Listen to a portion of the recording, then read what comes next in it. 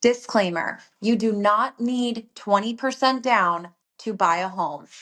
Now, with that said, I found this article on Reddit that I think is really interesting, and I think we should talk about it.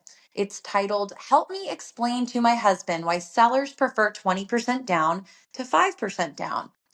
Looking to buy a $600,000 home in Northern Maryland in the next few months. It's not a crazy market right now, but homes are only on the market for a few days and there are usually multiple offers.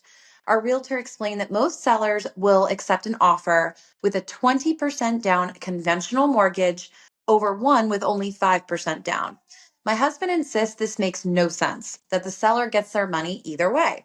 Help me explain why this happens so I can get him past this. All right, this is a great conversation.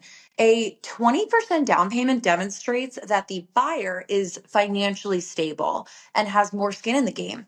This reduces the risk of the deal falling apart due to any financial difficulties. Typically, buyers with larger down payments are more likely to qualify for their mortgage because lenders view them as a lower risk. And this gives sellers confidence that the transaction will be less likely to collapse due to financing issues.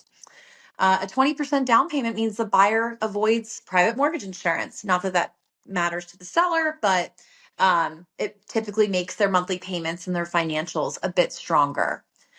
Market perception. A higher down payment signals that the buyer is more serious and has carefully planned for this purchase, which reassures the seller. And lastly, I would say if the appraisal comes in lower than the agreed price, typically buyers with a 20% down payment often have more room to make up the difference out of pocket, whereas buyers with 5% down might struggle to cover this gap.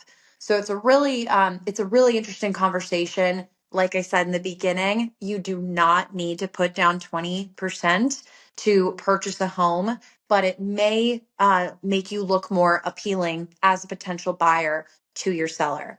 Drop your thoughts in the comments below. Let me know what you think.